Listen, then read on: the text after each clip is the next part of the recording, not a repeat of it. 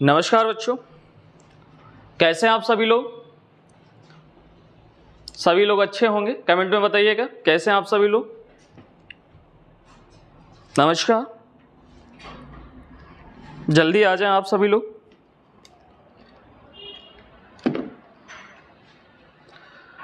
नमस्कार।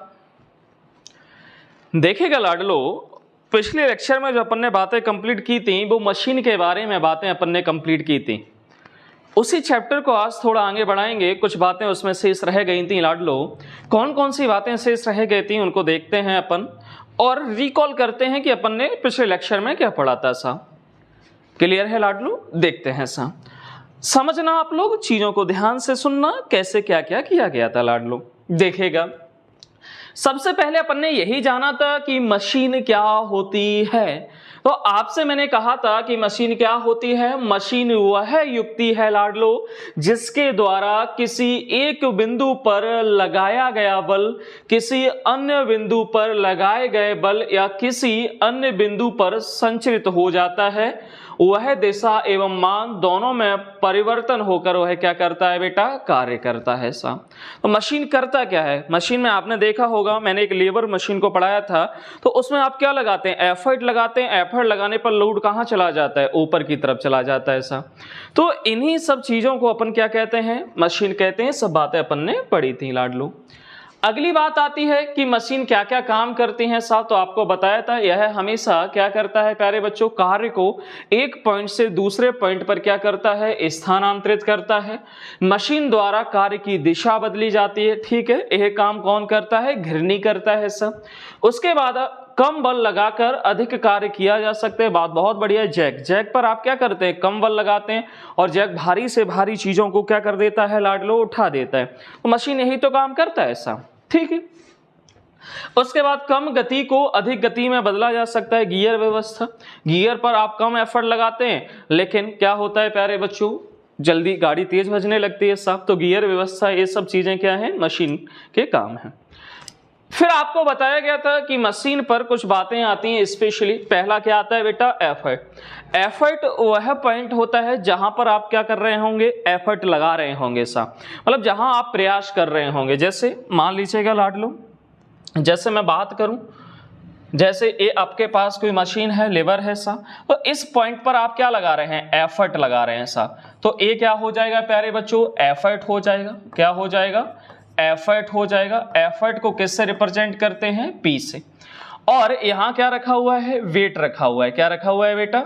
वेट रखा हुआ है। ऐसा आप याद रखेंगे, यहां वेट रखा हुआ है। ऐसा तो वेट को किससे रिप्रेजेंट करते हैं? W से। एफर्ट को P से। सा तो यहां पर जो आप वेट क्या है, जैसे कोई भी लोड रखा हो तो यहां से जैसे ही एफर्ट लगाएंगे, यहां फलक्रम होता है, तो ये चीज कहां उठ जाएगी बेटा? ऊपर की तरफ उठ जाएगी कि नहीं उठ जाएगी? तो वही चीजें हैं। वही क्या कहलाता है? एफर्ट। और वही क्या कहलाता है लाडलो? है बीट कहलाता है। तो कहा गया है आयास या प्रयास या एफर्ट क्या होता है? सब समझिएगा। मशीन पर लगाया गया बल आयास या प्रयास कहलाता है तथा मशीन के जिस बिंदु पर आयास लगाया जाता है उसे क्या कहते हैं? आयास बिंदु कहते हैं। सब मतलब जिस पॉइंट पर आप एफर्ट लगा रहे हैं वो क्या कहलाएगा? एफर्ट पॉइंट कहलाएगा मेरे लाडलो। क्या कहलाएगा? एफर्ट पॉइंट कहलाएगा। दूसरा आता है भार। क्या आता है बेटा? भार। भार क्या है? दूसरे साइड आपने जो लोड रखा हुआ है ना, जो चीजें सामग्री रखी हुई है वही भार कहलाती है। तो मशीन द्वारा उठाया गया बोझ, बोझ क्या कहलाता है? भार कहलाता है। तथा मशीन के जिस बिंदु पर कार्य होता है, भार उठाया जाता है, उसे क्या कहते हैं? भार बिंदु कहते हैं लाडलो। क्या कहते हैं? भार बिंदु कहते हैं। सा आसान बातें हैं, ये भी पढ़ाया गया था आप सब लोगों को। इंग्लिश में भी वही बातें लिखी हुई हैं, तो लोड के बारे में और एफर्ट के बारे में तो बातें आप समझ सकते हैं। सा ये बात दिमाग में छाप लेना। क्वेश्चन आता है कि मैकेनिकल एडवांटेज क्या होता है, तो याद रखेंगे मैकेनिकल एडवांटेज इक्वल टू होता है W/P। क्या होता है प्यारे बच्चों? W/P। W का मतलब होता है वेट पुल्ड बाय मशीन और P का मतलब होता है फोर्स एक्ट ऑन मशीन। आप याद रखेंगे W का मतलब क्या होता है? Weight pulled by machine. कहने का मीन्स मशीन द्वारा, ये लिखा हुआ है, मशीन द्वारा उठाया गया भार अपॉन मशीन पर लगाया गया बल। क्या होता है मेरे लाडलो? यांत्रिक लाभ बराबर होता है मशीन द्वारा उठाया गया भार बटे मशीन पर लगाया गया बल। याद करें, यांत्रिक लाभ क्या होता है प्यारे बच्चों, मैकेनिकल एडवांटेज क्या होता है, weight pulled by machine upon force act on machine. याद रखेंगे, मशीन द्वारा उठाया गया भार अपॉन मशीन पर लगाया गया बल। याद रख सकते हैं बेटा इस चीज को आप। मतलब Ma इक्वल टू क्या होता है, WP। Ma इक्वल टू क्या होता है, WP। याद रखेंगे इसका। W का मतलब मशीन द्वारा उठाया गया भार और P का मतलब मशीन पर लगाया गया बल। मतलब W का मतलब weight pulled by machine, P का मतलब फोर्स एक्ट ऑन मशीन। याद रखेंगे लाडलो, क्लियर है। फिर मैंने बताया था सा वेगानुपात क्या होता है प्यारे बच्चों, मैंने कहा वेगानुपात होता है आयास द्वारा चली गई दूरी अपॉन भार द्वारा चली गई दूरी। जैसे आपने यहां पर क्या लगाया, एफर्ट लगाया। पी का मतलब क्या होता है प्यारे बच्चों, एफर्ट। आपने यहां पर एफर्ट लगाया तो एफर्ट लगाने पर इसमें कुछ ना कुछ डिस्टेंस हुआ कि नहीं। जैसे मान लीजिएगा लीवर है तो आपने यहां पे एफर्ट लगाया तो ए नीचे जाएगा और ए वाला कहां हो जाएगा, ऊपर हो जाएगा कि नहीं। मतलब कुछ ना कुछ डिस्प्लेसमेंट आ जाएगा। तो इसका डिस्प्लेसमेंट D1, इसका डिस्प्लेसमेंट कितना बेटा, D2 होता है। कितना होता है ऐसा, D2 होता है।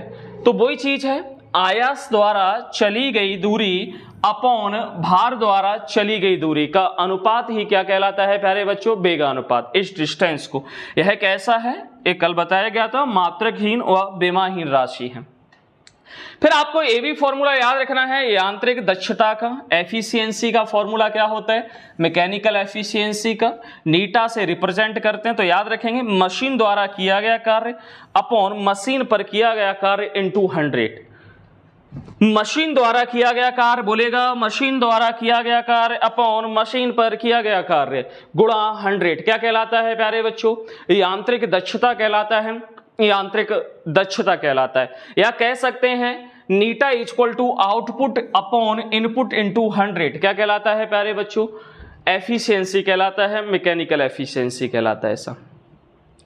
अब बात आती है कि मैकेनिकल एफिशिएंसी क्या होता है, तो आप इसको रेशियो के फॉर्म में भी लिख सकते हैं, बताया गया है N equal to mechanical advantage upon क्या होता है, वेलोसिटी रेशियो। ये याद रखेंगे सा, N इक्वल टू क्या होता है, mechanical advantage upon velocity ratio. कब होता है, यदि किसी मशीन की दक्षता 1 या 100% हो जाए तो ऐसी मशीन क्या कहलाएगी, आदर्श मशीन कहलाएगी। किंतु व्यवहार में ऊर्जा कुछ ना कुछ भाग क्या हो जाता है, नष्ट हो ही जाता है। ऐसी बनाना असंभव है कोई भी मशीन कि आप 100% उसको ऊर्जा दे रहे हैं साहब और वह 100% ऊर्जा आपके कार्य में बदल जाए, ऐसा असंभव है। अगर ऐसा होता है मेरे लाडलो तो वह मशीन आदर्श मशीन कहलाएगी साहब, वह मशीन एक आदर्श मशीन कहलाएगी। तो आप याद रख सकते हैं साहब, और आदर्श मशीन होगी तो कहानी कुछ इस प्रकार होगी, नीटा equal to mechanical advantage upon velocity ratio साहब। मतलब mechanical efficiency into velocity ratio किसके इक्वल हो जाएगा, मैकेनिकल एडवांटेज के इक्वल हो जाएगा मेरे लाडलो, क्लियर है साहब। अब बात आती है लीवर की, आपको बताया गया था साहब लीवर क्या होता है बेटा, उत्तोलक। उत्तोलक क्या होता है, एक छड़नुमा इस तरीके का एक भाग होता है जिसमें यहाँ पे क्या लगा होता है, फलक्रम लगा होता है। यहाँ पर आप एफर्ट लगा रहे होते हैं साहब, पी मान लीजिएगा। यहाँ क्या होता है, लोड होता है साहब, जैसे आपने डब्लू मान रखा है। तो वही चीजें बता रहे हैं कि, और यहाँ से यहाँ तक भुजा क्या, यहाँ से यहाँ तक की जो आर्म है, मतलब एफर्ट तक की आर्म है, उसे क्या कहा जाता है, एफर्ट आर्म कहा जाता है। यहाँ से यहाँ तक है जो, उसे क्या कहा जाता है, लोड आर्म कहा जाता है, या WA लिख सकते हैं, वेट आर्म, या लोड आर्म लिख सकते हैं, LE, कुछ भी लिखा जा सकता है ऐसा, लोड आर्म कहा जाता है यहाँ से यहाँ तक।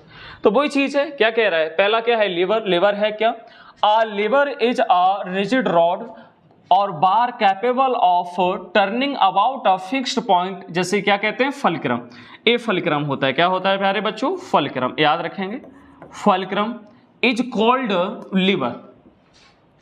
ये याद रखेंगे। उत्तोलक क्या है इसमें साहब, हिंदी में बात करें तो यही चीज है, ऐसी कोई छड़ जहां से कोई चीज घूम सके, आलम या गुटका कहलाता है। आयास भुजा, जिस पॉइंट पर आप एफर्ट लगा रहे हैं वहां से फलक्रम की डिस्टेंस आयास भुजा या एफर्ट आर्म कहलाता है। भार भुजा मतलब जहां से आपका लोड रखा हुआ है, लोड से लेके फलक्रम की डिस्टेंस क्या कहलाता है, भार भुजा कहलाता है। ऐसा आप याद रखेंगे, लोड आर्म भी कह देते हैं इसको, तो आप याद रखिएगा इस बात को, लाड लो। आगे बढ़ते हैं ऐसा, ये सब बातें बता दी गई थी आपको। फिर आपको ये भी बताया था मैंने, यांत्रिक लाभ क्या होता है, यांत्रिक लाभ बराबर होता है साहब इस कंडीशन में एफर्ट आर्म अपॉन क्या होता है, load arm. Effort arm upon क्या होता है बेटा, लोड आर्म, ये भी बताया गया था आपको। है ना।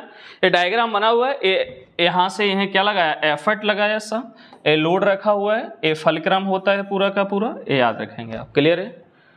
तो मैकेनिकल एडवांटेज बराबर क्या होता है, एफर्ट आर्म अपॉन क्या होता है, लोड आर्म। अगला है ग्लास वन लीवर।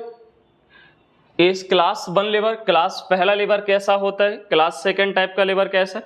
तो फर्स्ट में मैकेनिकल एडवांटेज कैसा होता है, जिसका मैकेनिकल एडवांटेज 1 हो, है ना। तो क्लास फर्स्ट का लीवर का मतलब होता है जिसमें फलक्रम कहाँ आए, बीच में आए, तो उसे कहते हैं क्लास फर्स्ट का लीवर, जिसका मैकेनिकल एडवांटेज 1 भी हो सकता है, 1 से ज्यादा भी हो सकता है, 1 से ज्यादा भी हो सकता है, 1 से कम भी हो सकता है। ये अच्छे से बताया गया था पिछले लेक्चर में, कहाँ ज्यादा कहाँ कम बेटा। क्लियर है सर।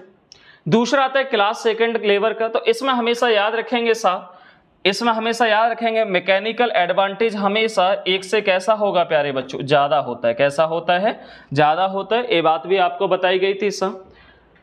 तीसरी बात आपको क्या बताइए, तीसरा प्रकार का जो लीवर होता है उसका मैकेनिकल एडवांटेज हमेशा 1 से कैसा होता है बेटा, कम होता है। मतलब BF ज्यादा होगा, AF आर्म कैसी हो जाएगी, कम हो जाएगी। B यहाँ से F A ज्यादा होगा और AF कैसा हो जाएगा, कम हो जाएगा। कहने का मीन्स लोड आर्म ज्यादा हो जाएगी सा, और एफर्ट आर्म कैसी हो जाएगी, कम हो जाएगी। लोड आर्म ज्यादा हो जाएगी, एफर्ट आर्म कम हो जाएगी। तो ये चीजें क्या कहलाती हैं प्यारे बच्चों, क्लास थर्ड का लीवर कहलाते हैं सब। क्लियर है। यहां से B और F आप देख पाएंगे, तो ये किसको बता रहा है साहब, B और F किसको बता रहे हैं, लोड आर्म को। तो लोड आर्म ज्यादा हो जाएगा, एफर्ट आर्म क्या हो जाएगा, कम। मीन्स चिमटा ले सकते हैं इसका एग्जांपल, है ना, कल बताया था सब कुछ। चल ये बातें आपको रिवाइज करा दी है मैंने। अब आप यहां से पढ़ते हैं, बातें याद रखेंगे लाडलो, है ना। मशीन में ही एक आती है बात, पुली सिस्टम। क्या आता है, पुली चेन सिस्टम बेटा, आप याद रखेंगे।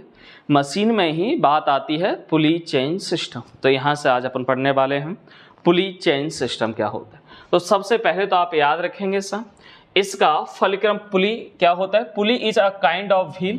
पुली कैसा होता है, एक व्हील जैसा ही होता है सर, पहिया मान लीजिएगा।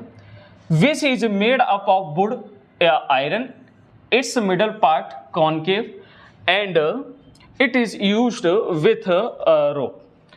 कहने का मीन्स आप देखेंगे यह कैसा होता है, व्हील जैसा होता है साहब पूरा का पूरा, और इसका फलक्रम पॉइंट कैसा होता है, फिक्स्ड होता है यहाँ पे, और दोनों साइड क्या लगी होती हैं, स्ट्रिंग लगी होती हैं, रस्सी लगी होती हैं, जैसा आप देख पा रहे होंगे साहब।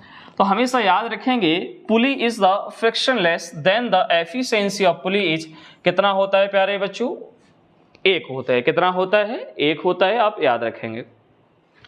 Is fulcrum of a pulley is fixed then is called study pulley. उसको क्या कहा जाता है, स्टडी पुली कहा जाता है ऐसा, मतलब स्टेबल पुली कह सकते हैं एक तरीके से, जहां स्टडी की जाती है ऐसा। तो कैसे क्या स्टडी करते हैं, कैसे क्वेश्चन बनते हैं, वो अपन अगली स्लाइड पर समझने का प्रयास करते हैं ऐसा। अगर आप ये समझ गए तो समझ लीजिएगा क्वेश्चन कंप्लीट हो जाएगा अपना सा। क्लियर है लाडलू, बोलिएगा। चल इतनी बातें कल अपन ने पढ़ ली थी सा, वही बातों को रिवाइज कराया गया है। चलो सब लोग रेडी हैं समझने के लिए, कमेंट में बताएं लाडलो।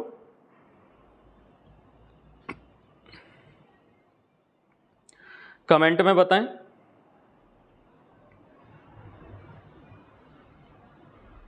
कमेंट में बताएं आप सभी लोग।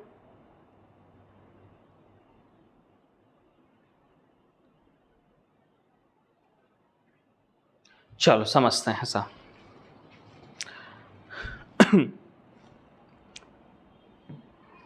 चल देखिएगा बेटा, हमें एक पुली दी गई है, यहां से क्वेश्चन समझ में आता है। एक पुली बनाई गई है, किस टाइप की पुली बनाई गई है, ध्यान से समझते हैं, चीजों को देखते हैं लाडलो। क्लियर है सा। चल देखिएगा इस पुली में क्या क्या बातें बताई गई हैं साहब, अपन को ध्यान से देखते हैं। T1 T2 उल्टा सीधा लिखा है क्या, टेंशन इन स्ट्रिंग, ठीक है। फिर एक टेंशन ऑन पुली, पुली पर कितनी टेंशन हो जाएगी, ठीक। तो कोई नहीं, यहां अपन T2 कर लो, यहां T1 कर लो साहब, ठीक। अब देखिएगा कहानी में होता क्या है लाड लोग, देखिएगा एक एक करके ढंग से चीजों को समझते हैं अपन। एक पूरी पुली है, आपको ये मॉडल पूरा समझ में आ रहा होगा उम्मीद है। अब क्या कर रहे हैं, जो M2 है वो ज्यादा मास का है, M2 कैसा है, ज्यादा भारी है, M2 कम भारी है, तो पुली कहां होगी, M2 मास की तरफ ज्यादा झुकेगी कि नहीं झुकेगी, मतलब कहने का मींस M2 मास नीचे जाएगा कि नहीं जाएगा, सब बोलेगा। तो वैसा ही बोला गया है इस कंडीशन में जो है वो M2 ग्रेटर देन क्या है प्यारे बच्चों, M1, मतलब M2 मास ज्यादा है, M1 कम है ऐसा। तो ए वाला ब्लॉक नीचे जाएगा और ए वाला ब्लॉक कहां जाएगा, ऊपर जाएगा मेरे लाडलो। तो आप समझिएगा साहब होगा क्या पूरी कंडीशन में, जैसे अपने पास ए ब्लॉक है, समझना पूरी बातों को ढंग से। ए अपने पास क्या है, एक ब्लॉक है इस तरीके का, मैं M2 की बात कर रहा हूं, मैं फ्री बॉडी डायग्राम बना रहा हूं साहब, समझना बातों को, ये बहुत जरूरी होता है समझना कि हो क्या रहा है ऐसा। फ्री बॉडी डायग्राम बना रहा हूं साहब, मैं शॉर्ट में लिख दे रहा हूं, डायग्राम बना रहा हूं साहब, फ्री बॉडी डायग्राम बना रहा हूं, FVD भी बोला जाता है जिसको शॉर्ट में क्या बोला जाता है मेरे लाडलो, इसको शॉर्ट में FVD भी बोला जाता है। मैं लिख दे रहा हूं यहाँ पे FVD बना रहा हूं मैं साहब, इसका फ्री बॉडी डायग्राम बना रहा हूं साहब। तो जैसे M2 मास का ब्लॉक है, अब समझना मैं एक एक करके स्टेप समझाता हूं। M2 मास का ब्लॉक है, ए कहां जा रहा है बेटा बताइएगा, नीचे की तरफ जा रहा है कि नहीं जा रहा है, एक्सीलरेशन कहां है, नीचे की तरफ। आप देख पा रहे हो जब ये नीचे की तरफ जा रहा है तो इसमें टेंशन फोर्स ऊपर कहां लग रहा है, T1 कहां लग रहा है, ऊपर की तरफ लग रहा है कि नहीं लग रहा है, सब बोलेगा। इसमें टेंशन फोर्स कहां लग रहा है, ये T1 कहां लग रहा है, ऊपर की तरफ लग रहा है कि नहीं लग रहा है, बोलेगा सब। टेंशन फोर्स कहां लग रहा है, ऊपर की तरफ लग रहा है, ये M2। इसमें टेंशन फोर्स कहां लग रहा है, T2 या T1 बात कर रहे हैं अपन, कहां लग रहा है, ऊपर की ओर लग रहा है। एक्सीलरेशन कहां हो रहा है, नीचे। आप एक बात जानते हैं मास का ब्लॉक है तो नीचे क्या लग रहा होगा, इसका सेल्फ वेट लग रहा होगा कि नहीं लग रहा होगा, M2G कहां लग रहा होगा बेटा, नीचे लग रहा होगा कि नहीं लग रहा होगा, बोल दीजिएगा। हाँ सर लग रहा होगा, बिल्कुल सही बात। हमेशा आप याद रखेंगे मेरे लाडलो, हमेशा आप याद रखेंगे, एक्सीलरेशन जिस तरफ लग रहा होगा उसमें से दूसरा फोर्स माइनस कर देंगे साहब। जैसे यहां पर एक्सीलरेशन कहां लग रहा है बताइएगा साहब, यहां पे एक्सीलरेशन कहां लग रहा है, M2G के साइड लग रहा है। तो आप करेंगे क्या साहब इस कंडीशन में, इसमें जो इक्वेशन बनेगी वो इक्वेशन कैसी बनेगी समझिएगा। इसमें जो इक्वेशन बनेगी वो इक्वेशन कुछ इस प्रकार होगी, जैसे पहले तो यही हो गया, M2 क्या हो जाएगा, A हो जाएगा साहब। अब M2A किसके इक्वल आएगा, M2A जो इक्वल आएगा साहब वो किसका आएगा, M2G। एक्सीलरेशन जिधर साइड है वो बड़ा माना जाता है, M2G माइनस क्या हो जाएगा बेटा, T1। तो A क्या बन जाएगी, फर्स्ट इक्वेशन। क्या बन जाएगी बेटा, फर्स्ट इक्वेशन। इसे बोलते हैं फ्री बॉडी डायग्राम सा। तो यहां से आप जो भी निकालना चाहें वो बातें निकाल सकते हैं। जैसे अब M1 वाले केस की बात करें तो M1 वाले केस में क्या है साहब बताइएगा, जैसे M1 वाले केस में क्या है साहब, M1 वाले केस में क्या है साहब, तो M1 वाले केस में क्या हो जाएगा, जैसे M1 है तो इसमें टेंशन कहां लग रहा है, यही टेंशन ऊपर की तरफ लग रहा है, और यहां नीचे क्या लगेगा, सेल्फ वेट M1G लगेगा प्यारे बच्चों। पर इसमें एक्सीलरेशन होगा कहां, इसमें एक्सीलरेशन ऊपर की तरफ होगा कि नहीं होगा, बोल दीजिएगा सर। इसमें एक्सीलरेशन कहां होगा, ऊपर की तरफ। तो अब इसमें से बड़ा फोर्स कौन सा हो जाएगा, T1 हो जाएगा। मतलब अब इक्वेशन कैसे बनेगी, M1A इक्वल टू क्या आ जाएगा बेटा, यहां से T1 कैसा है, ज्यादा हो जाएगा T1। अब माइनस किस में से करेंगे, यहां माइनस M2G में से किया था, यहां माइनस करेंगे प्यारे बच्चों किस में से, T1 में से। तो क्या हो जाएगा, T1 माइनस क्या हो जाएगा प्यारे बच्चों, M1G हो जाएगा। एक कौन सी इक्वेशन हो जाएगी, सेकंड इक्वेशन हो जाएगी इसका। T1 माइनस M1G इक्वेशन कौन सी हो जाएगी बेटा, सेकंड। तो इसे बोलते हैं फ्री बॉडी डायग्राम। तो आप कभी भी कोई भी पुली आ जाए, कितनी भी खतरनाक पुली आ जाए साहब, तो आप इन दोनों मेरे कंसेप्ट को अपना लेंगे तो काम आपका बन जाएगा साहब। काम कैसे बन जाएगा, कुछ नहीं करना है, एक्सीलरेशन जिधर साइड होगा मेरे लाडलो उधर ही साइड आप क्या लगा देंगे साहब, दूसरी साइड बड़ा फोर्स मान के दूसरे फोर्स को क्या कर देंगे, माइनस कर देंगे। ऊपर वाले ए वाले केस में, M1 वाले केस में आपने देखा होगा एक्सीलरेशन कहां जा रहा था, ए ब्लॉक कहां जा रहा होगा, ऊपर जा रहा होगा। तो फोर्स कौन सा होगा ज्यादा, T1 होगा साहब, ठीक है। अगर टेंशन पूछी जाए स्ट्रिंग में तो ये फॉर्मूला लगा देंगे बेटा, आप याद रखेंगे 2M1 × M2 upon M1 + M2 सा। क्लियर है सा? या फिर यहां से दोनों इक्वेशन को बराबर लिखते हैं, अपन इक्वल करके लिखते हैं तो बात यही निकल कर आती है, उसमें कोई बड़ी बात नहीं है सा। अब आप यहां देखेंगे ए वाला टेंशन कहां लग रहा है? ऊपर की तरफ। ए वाला भी कहां लग रहा है? ऊपर की तरफ। तो ओवरऑल पुली पर टेंशन कितना हो जाएगा? T1 प्लस T2 हो जाएगा कि नहीं हो जाएगा ऐसा? तो वही काम यहां किया गया है कि टेंशन ऑन पुली कितना हो जाएगा प्यारे बच्चों, बताइएगा साहब? उसका डबल हो जाएगा कि नहीं हो जाएगा? तो दोनों को जब ऐड करेंगे तो बात कितनी निकल कर आएगी? यही निकल कर आएगी लाडलो। T2 इक्वल टू क्या हो जाएगा? 4m1 इंटू m2 अपॉन क्या हो जाएगा? m1 प्लस m2 इंटू में क्या आ जाएगा बेटा? g आ जाएगा। क्या आ जाएगा साहब? g आ जाएगा। अब एक्सीलरेशन पूछा जाएगा तो एक्सीलरेशन ऐसे निकाल देते हैं हमेशा, m2 माइनस क्या कर देंगे? m1 कर देंगे और m1 प्लस क्या कर देंगे? m2 कर देंगे साहब। इनटू में क्या आ जाएगा? g आ जाएगा। अगर a वाला ज्यादा होता तो इस वाले में से a वाला घटा देते साहब। बात चमक गई होगी आप लोगों को लाडलो, ठीक है? चल आगे बढ़ते हैं सर। एक क्वेश्चन करके बताइएगा आप लोग, एक एग्जाम्पल करके बताइएगा आप लोग सा। जैसे मान लीजिएगा हमारे पास लाडलो एक ये पुली है सा, हमारे पास यह एक पुली है, यहाँ से कुछ इस तरीके से कनेक्टेड है सा। यहाँ पे इस पुली पे यहाँ पे एक मास का ब्लॉक मैंने लटका दिया गया है। यह जो मास का ब्लॉक है वो कितना है प्यारे बच्चों? मान लीजिएगा ए 2 kg का है। कितने का है प्यारे बच्चों? 2 kg का है। इधर साइड मैंने एक मास का ब्लॉक और लटका दिया गया है सा, जिसका मास ज़्यादा है। इसका मास कितना है प्यारे बच्चों? 4 kg का है सा। बातें समझना। यहाँ एक रिजिड बॉडी है, एक किसी ना किसी रिजिड बॉडी से कनेक्टेड है, ये भी बात आप जान रहे हैं सा। अब इसमें मैं आपसे बस इतना पूछना चाहता हूँ कि मुझे ये बता दीजिएगा लाडलो इस पुली वाले केस में कि जो 4 kg का ब्लॉक है वहां पर जो टेंशन लग रही होगी, मतलब यहां पर जो टेंशन लग रही होगी साहब T1, वो कितनी होगी साहब? ये बताइएगा। फिर मैं आपको ये बताइएगा मुझे कि यहाँ पे T2 कितना लग रहा होगा साहब। दोनों टेंशन हमें बता दीजिएगा, मैं मान जाऊंगा कि आपने चीजें समझ ली और ऐसा ही क्वेश्चन पूछा जाता है साहब। बताइएगा लाडलो, बताइएगा फटाफट, बताइएगा बताइएगा बताइएगा बेटा। आपको याद आ रहा हो तो आपने T1 का फॉर्मूला क्या पढ़ा था साहब? बस फॉर्मूला ही तो लगाना है मेरे लाडलो। T1 का फॉर्मूला आपने क्या पढ़ा था? T1 इक्वल टू क्या होता है? 2m1 into m2, 2m1 into m2 upon क्या होता है प्यारे बच्चों? बताइएगा। m1 प्लस m2 इंटू में क्या हो जाएगा प्यारे बच्चों? g। लगाएं formula. T1 equal to 2m1 कितना दिया हुआ है? 2 दिया हुआ है। m2 कितना दिया हुआ है? 4 दिया हुआ है। इंटू g का वैल्यू 10 या 9.8 अपन लिख सकते हैं। और m1 प्लस m2 कितना हो जाएगा? 4 2 6 हो जाएगा साहब कि नहीं हो जाएगा? बोल दीजिएगा लाडलो। तो जब आप सॉल्व करेंगे तो कितना आ जाएगा? 2 3 6 हो जाएगा कि नहीं हो जाएगा साहब? तो आप देखेंगे T1 कितना निकल कर आ जाएगा साहब।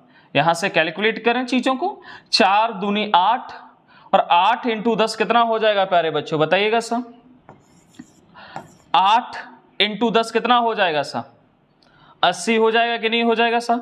अपॉन में कितना आ जाएगा? 3 आ जाएगा। तो यही क्या आ जाएगा? टेंशन फोर्स आ जाएगा सा, है ना? न्यूटन में आएगा और किस में आएगा? क्लियर है सर? अगर अपन इसका डबल कर दें तो क्या निकल आएगा? T2 निकल आएगा। ये लोग आप निकाल के बताओ सर कितना आ रहा है कमेंट बॉक्स में फटाफट। इसका डबल हो जाएगा। बस क्या हो जाएगा सर? फॉर्मूला कौन सा लग जाएगा? T2 इक्वल टू क्या हो जाएगा? 4m1 इंटू m2 अपॉन क्या हो जाएगा? m1 प्लस m2 इंटू में क्या आ जाएगा बेटा? जी। ये फॉर्मूला लगा देंगे, मीन्स इसका डबल हो जाएगा सर। बात समझ में आ गई? ऐसे क्वेश्चन आपसे पूछेगा। अगर एक्सीलरेशन पूछते तो कैसे करेंगे सर? एक्सीलरेशन पूछते तो बताइएगा कैसे करेंगे सर?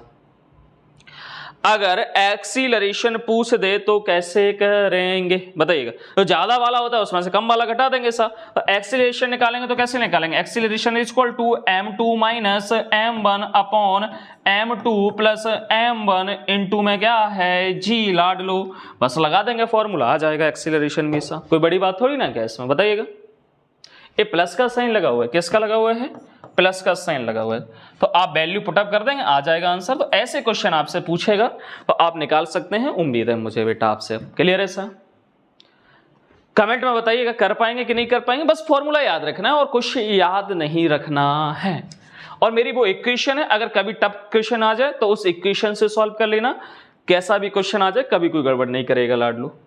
चलो अगला बात आती है मूवेबल पुली। अब मान लीजिएगा एक पुली से दूसरी पुली कनेक्टेड है ऐसा, तो कैसे क्या होगा, तो इसका हमेशा मैकेनिकल एडवांटेज कितना आता है बेटा, 2 आता है। कितना आता है, 2। ए याद रखेंगे। मूवेबल पुली के केस में भी वही लगेगा, जैसे यहाँ पे फोर्स कितना लग रहा होगा, एफर्ट लगा रहे होंगे टी लग रहा होगा, इसके पास भी यहाँ कितना लग रहा होगा, कुछ ना कुछ, जैसे खींच रहा है तो टी यहाँ लग रहा होगा, तो ओवरऑल यहाँ कितना हो जाएगा, 2t हो जाएगा कि नहीं। तो वही केस लगेंगे, कोई बड़ी बात नहीं है, बस इसका मैकेनिकल एडवांटेज कितना होता है, 2 होता है। अगले टर्म्स में आप इसके बहुत सारे क्वेश्चन करेंगे हम लोग साहब, तो देखेंगे कहाँ कैसे फॉर्मूला अप्लाई करेंगे।